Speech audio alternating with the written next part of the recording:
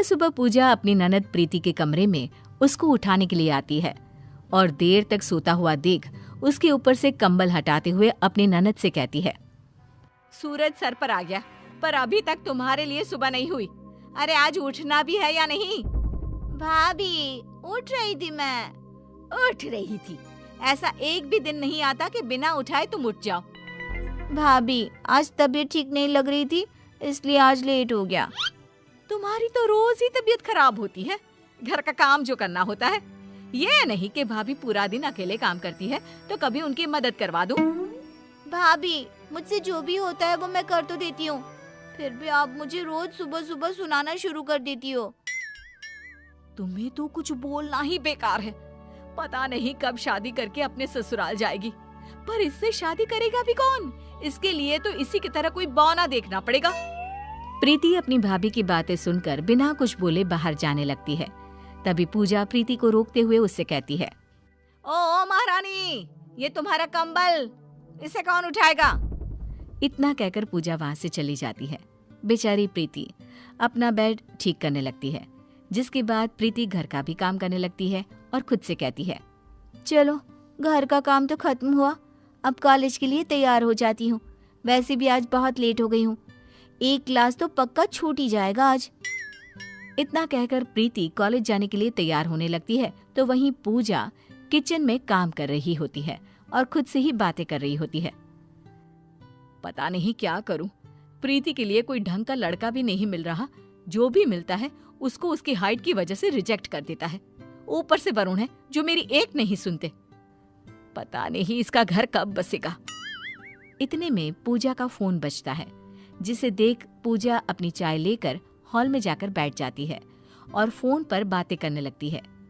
प्रीति college जाने के लिए बाहर आती है और अपनी भाभी से कहती है, भाभी मैं लेट हो रही हूँ, मैंने सारा काम कर दिया है, मैं कॉलेज जा रही हूँ। ठीक है, और सुनो टाइम से घर आ जाना, सारे कपड़े पड़े हुए हैं धोने के लिए। प्रीति बिना कुछ बोले वहां से चली जाती है और शाम को जब प्रीति घर आती है तो वो धुलने के लिए सारे गंदे कपड़े देखती है। प्रीति जाकर उन कपड़ों को धो देती है। कुछ देर बाद पूजा तैयार होकर बाहर निकलती है। तब प्रीति अपनी भाभी से पूछती है, भाभी आप इतनी रात को कहाँ जा रही हो? तुझसे मतलब? मैं कहीं भी जाऊं, कुछ भी करूं? अच्छा दरवाजा अंदर से बंद कर लेना।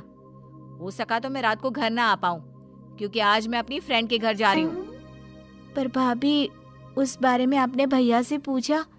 आपको पता है ना, भैया को रात में किसी का भी दूसरों के घर रुकना पसंद नहीं है। उनको और मुझे आपकी चिंता रहती है। अगर तुम चुगली ना करो तो वरुण को मैं संभाल लूंगी, पर नहीं, जितना बड़ा तुम्हारा कद नहीं उससे ज्यादा तो तुम्हें उछलना होता है। मेरी कोई लाइफ नहीं है क्या? तुम कॉलेज के बहाने और तुम्हारे भैया ऑफिस ट्रिप के बहाने घूम लेते हो, इसलिए अगर मैं एक दिन अपनी फ्रेंड के साथ बाहर जा रही हूँ तो इसमें बुराई क्या है? भाभी रात को आप बिना बताए जा रही हो, कल को आपको कुछ हो गया तो मैं भैया को क्या जवाब दूंगी? कोई जवाब देने की जरूरत नहीं है, रोटी बनी हुई है, खाना खाकर सो जाना। वरुण से मैं खुद बात कर लूंगी। इतना कहकर पूजा अपनी दोस्त के साथ घूमने के लिए निकल जाती है, पर बेचारी प्रीति रोती रहती है। पूजा अपनी दोस्त के साथ घूमकर घर आती है और अगले दिन प्रीति को जब टीवी देखता हुआ देखती है तो सारे कपड़े लेकर उसके पास जाकर कहती है, सारा दिन टीवी देखने से घर का काम खत्म नहीं होता, कभी मेरे बारे में भी सोच लिया करो। अरे थोड़ी मेरी भी मदद करवा दो काम में। भाभी सारा काम तो करती हूँ, बस मुझसे जो काम नहीं हो पाता वही मैं छोड़ती हूँ। अब आपको पता है कि मैं ऊंचाई के काम नहीं कर पाती, मेरा हाथ नहीं पहुँच पाता, फिर भी आप ऐसा बोल रही हो। तो घर में सीढ़ी किस लिए है, उसका इस्तेमाल करो। और उसके बिना भी तुम कपड़े इस्त्री कर सकती हो, कपड़े धो सकती हो, खुद खाना निकाल कर खा सकती हो। ये काम तो तुम कर ही सकती हो ना। पर नहीं जी, तुम्हें तो कुछ नहीं करना, भाभी जो है सारा काम करने के लिए। उन दोनों में बहस हो ही रही होती है। तभी प्रीति के फोन पर उसके भैया का फोन आता है और पूजा प्रीति से पूछती है, किसका फोन है? अब भैया का फोन है। वरुण को कल के बारे में कुछ मत बताना। फोन उठाते हुए प्रीति कहती है, हेलो, हाँ भैया ठीक हूँ मैं, आप बताओ। भाभी कहाँ है तेरी? यहीं बैठी है, दे रही हूँ, लो भाभी फोन। हेलो, कब आओगे वरुण आप? आपको गए कितना टाइम हो गया, जल्दी आ जाओ ना बस। हाँ मैं आ ही रहा हूँ, 2-3 में आ जाऊंगा। अच्छा प्रीति ठीक है ना? तुम दोनों की अब लड़ाई तो नहीं होती ना पहले की तरह? नहीं जी, सब ठीक है, बस आप आ जाइए। इतना कहकर वो फोन रख देती है। ऐसे ही कुछ दिन और बीत जाते हैं। एक दिन प्रीति अपनी भाभी से कहती है, भाभी मैं आज बहुत लेट हो रही हूँ, मैं कॉलेज से आकर काम में आपकी मदद करवा दूंगी। प्रीति ये सब बोल रही होती है, पर फिर भी पूजा उसकी किसी भी बात का जवाब नहीं देती और प्रीति अपनी भाभी के कमरे में जाती है, जहाँ वो पूजा को सोते हुए देखती है। ये देखकर पूजा को उठाने के लिए उसका हाथ पकड़कर हिलाती है, तो वो देखती है कि पूजा का हाथ बहुत गर्म है। ये देखकर प्रीति खुद से कहती है, अरे भाभी को तो बहुत ही ज्यादा बुखार है। एक काम करती हूँ, मैं आज कॉलेज से छुट्टी ले लेती हूँ और भाभी की देखभाल करती हूँ। अभी तो दवाई लाकर दे दूँ। दवाई खाने के बाद जैसे ही भाभी को आराम मिलेगा, मैं इन्हें डॉक्टर के पास ले जाऊंगी। इतना कहकर प्रीति अपनी भाभी का ख्याल रखने लगती है। भाभी उठो, दवाई ले लो। तुम कॉलेज नहीं गई आज? नहीं, आज मैं घर पर रहकर सारा काम कर लूंगी। आज ना आप आराम करो बस। पर तुम काम कैसे करोगी? तुम्हारा हाथ नहीं पहुंच पाता और आज किचन की सफाई भी करनी थी। भाभी मैं सब कर लूंगी, आप बस आराम करो। प्रीति अपनी भाभी को दवाई खिलाती है और आराम करने को बोलती है। तब पूजा कहती है, प्रीति मेरे सर में बहुत तेज दर्द हो रहा है। लाओ भाभी मैं दबा देती हूँ। इतना कहकर वो भाभी का सिर दबाने लगती है और उसकी ये सेवा देखकर पूजा उससे कहती है, प्रीति रुक। क्या हो गया भाभी? तुम मेरे बारे में कितना सोचती हो, फिर भी मैं तुमसे लड़ती रहती हूँ। तुम्हें तुम्हारी छोटी हाइट के लिए सुनाती रहती हूँ। मुझे माफ कर देना प्रीति। कोई बात नहीं भाभी, वैसे भी आपका हक है मुझे डांटने का, क्योंकि मुझे पता है आप नारियल की तरह ऊपर से कठोर और अंदर से नरम दिल के हो। आप मुझसे माफी मत मांगो। आप जितना मुझसे लड़ती हो उससे कहीं ज्यादा तो मेरे बारे में सोचती भी हो। इतने में वरुण भी आ जाता है और उन दोनों का प्यार देखकर खुश हो जाता है, जिसके बाद वो तीनों खुशी से रहने लगते हैं। कहते हैं ना, जहाँ 4 बर्तन होते हैं वहाँ सनसनाहट तो होती ही रहती है। नूतन हाइट से लंबी और रूप रंग से बेहद खूबसूरत होती है। उसे अपनी खूबसूरती का बहुत घमंड होता है और उसे सबका मजाक उड़ाने में बहुत मजा भी आता है। ये उसकी आदत होती है। भाई आप तो इस शर्ट में बिल्कुल जोकर लग रहे हो, सीरियसली।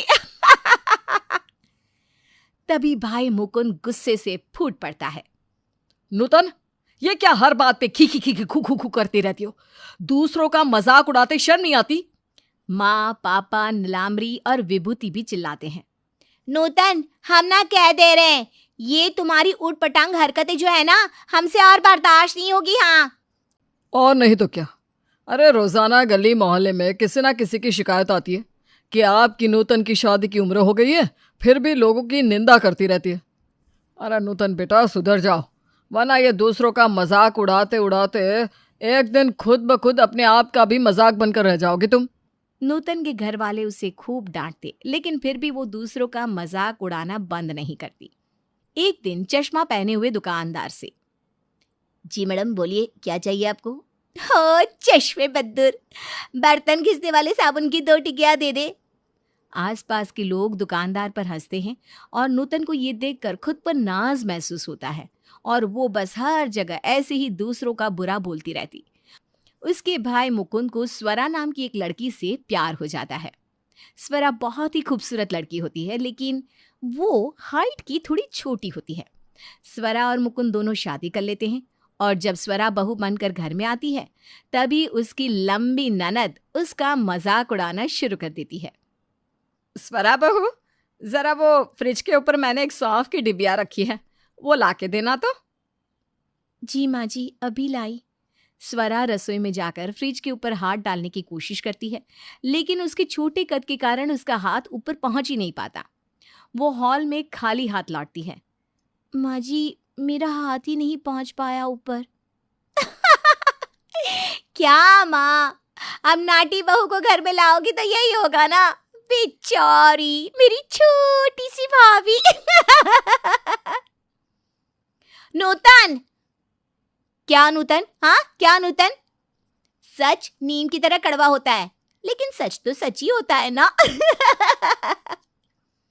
नूतन की इन बातों को सुनकर स्वरा को बहुत बुरा लगता है। अगले दिन जब नूतन की सहेलियां घर पे आती हैं तभी एक सहेली, अरे बस बस नूतन, खुद तो डाइट करती है और हमें समोसे ठूसने को कह रही है। और नहीं तो क्या, खूबसूरत होने का टैग सिर्फ तेरे नाम पे ही है वैसे तो।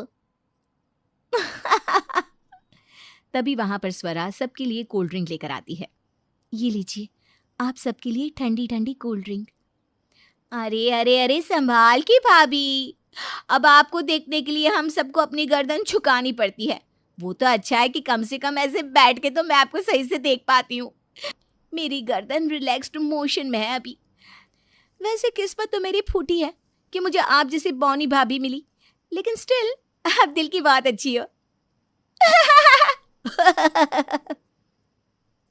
नूतन अपनी सहेलियों के सामने स्वरा का मजाक उड़ाती है और अपनी निंदा होते देख स्वरा की आंखों से आंसू बहने लगते हैं।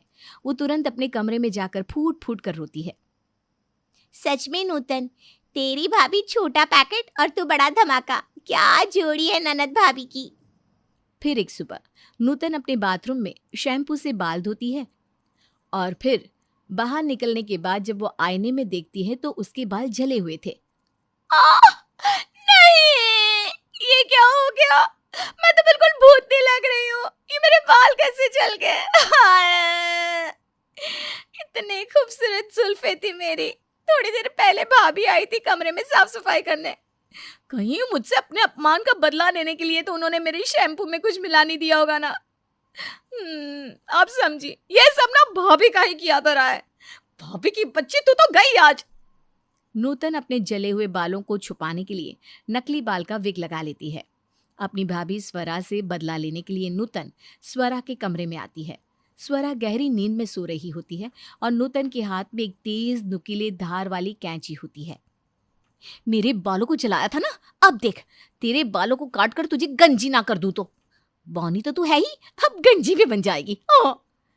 नूतन स्वरा के करीब जाती है और उसके बालों पर कैंची घुमाने ही वाली होती है कि तभी वहां पर मुकुंद आ जाता है।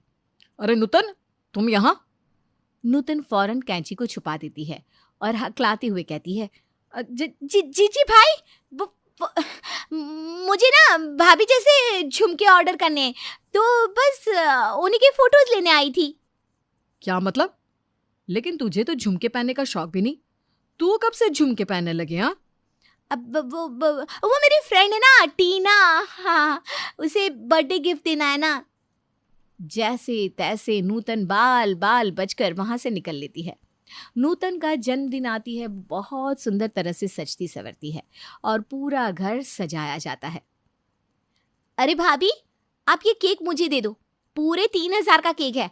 आपकी हाइट से कहीं ये केक गिर ना जाए, आप ना अपनी हाइट ही संभालिए।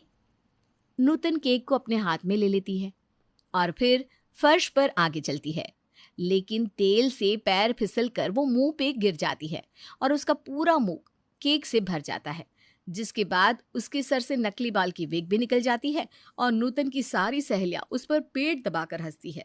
नूतन को बहुत शर्मिंदगी महसूस होती है। अब वो पूरी तरह आग बबूला होकर योजना बनाती है। बस बहुत हो गया। अब फर्श पर तेल भाभी ने ही गिराया था, मेरे बर्थडे को बेइज्जती डे में बदल दिया। इसका बदला तो मैं बहुत अच्छे से लूंगी, अब देखना। नूतन कुछ गुंडों को फोन करके कहती है, हाँ, पैसे सूद समेत मिल जाएंगे तुम्हें, बस सही समय पर आके उसे अगवा करके ले जाना। नूतन कुछ गुंडों से कहकर स्वरा को अगवा कर ले जाने के लिए पैसे देती है। रात में जब सब सो जाते हैं तभी घर में गुंडे घुस जाते हैं और वो स्वरा को अगवा करने की जगह नूतन के कमरे में घुसकर नूतन को ही अगवा कर लेते हैं। अरे घन चक्करों, मुझे नहीं, स्वरा को अगवा करना था। तभी अचानक वहां सब सदस्य आ जाते हैं। क्या हुआ नूतन, ये गुंडे कहां से आ गए? नूतन, ओए, तुम गुंडों की इतनी हिम्मत जो मेरे घर में घुसकर मेरी ही बेटी को अगवा करने आए हो? सारे घर वाले उन गुंडों को खूब मारते पीटते हैं। बाद में नूतन अकेले में कहती है, अरे यार, इतना सॉलिड प्लान बनाया था, वो भी चौपट हो गया। कुछ दिन बाद नूतन को देखने के लिए लड़के वाले आते हैं। नूतन को समीर बहुत पसंद आ जाता है, लेकिन नूतन को देखकर समीर और उसके माता पिता एकदम हैरान और चकित रह जाते हैं। ओ नो, मुझे इतनी लंबी लड़की नहीं चाहिए। हाँ हाँ, हमें ऐसी लंबी बहू को अपनी समीर की बीवी नहीं बनानी भैया। लेकिन क्यों आंटी जी, अंकल जी? और समीर, मुझ में ऐसी क्या खामियां हैं? अरे कितनी खूबसूरत हूँ और लंबी हूँ, लेकिन मेरी भाभी की तरह बौनी और छोटी तो नहीं हूँ ना मैं। अरे बाप रे, ये तो अपने रिश्तेदारों की इज्जत भी नहीं करती। सरे आम कुछ भी बोल देती है। ना बाबा ना, हमें नहीं चाहिए ऐसी बहू। नमस्ते नीलांबरी जी, नमस्ते विभूति जी। समीर और समीर के माता पिता रिश्ता ठुकराकर चले जाते हैं, जिसके बाद नूतन अपने कमरे में जाकर रोती है और खुद से कहती है, सब मेरी गलती है। क्यों हूँ मैं इतनी मुंहफट? क्यों हूँ मैं इतनी बदतमीज? आज मेरे लोगों को मजाक उड़ाने की वजह से मेरी शादी का रिश्ता जुड़ते जुड़ते रह गया। सब मेरी गलती है। उस दिन बर्थडे की बेइज्जती के बाद भी मेरी फ्रेंड्स मुझसे बात नहीं कर रही थी। शायद भाभी का बदला अपनी जगह सही है। मैं उनको हर पल उनके बौने होने पर बुरा भला बोलती रही। आज मेरे लंबे और बदतमीज होने के कारण मैं समीर को पाते पाते रह गई। नूतन जब बाहर आती है तब वो सबको आपस में बात करते हुए देखती है। मुकुंद बेटा, तूने नूतन से बदला लिया। वो फर्श पर तेल गिराना, बाल जलाना, ये सब स्वरा बहू ने नहीं, तूने किया है। सच बोल। हाँ माँ, और आज भी समीर को रिश्ता हाँ करने से मैंने ही मना किया, सिर्फ और सिर्फ नूतन को अपनी गलतियों का एहसास दिलाने के लिए। क्या? मैं सोचती रही कि बदला भाभी ले रही हैं, लेकिन बदला आप ले रहे थे भाई। हाँ नूतन, तूने इतने लोगों के दिल दुखाए, मजाक बनाया उनका। मेरी बीवी को इतना सब कुछ बोला जो तेरी भाभी है। रोते हुए नूतन अपने भाई मुकुंद के गले लग जाती है और उससे कहती है, मुझे माफ कर दीजिए भाई, भाभी, मैं बहुत गलत थी। क्या बौना, क्या लंबा। खूबसूरती मन से परखी जाती है। आज सच में समझ में आ गया मुझे। मैं आप सबके सामने हाथ जोड़ती हूँ, मुझे माफ कर दीजिए। तब सभी हंसते हैं और नीलांबरी कहती है, तुझे क्या लगा समीर ने तुझे पसंद नहीं किया? अरे वो भी एक नाटक था। समीर तुझे बहुत पसंद करता है। क्या? सच? OMG, OMG, OMG भाभी, आई एम रियली सॉरी। आपको मैं 1000 बार माफी मांगू तो भी कम है। नूतन, तुम माफी मत मांगो, तुम्हें अपनी गलती का एहसास हो गया, वही बात है। इसके बाद नूतन अपनी हरकतों से सुधर जाती है और उसकी शादी समीर से हो जाती है।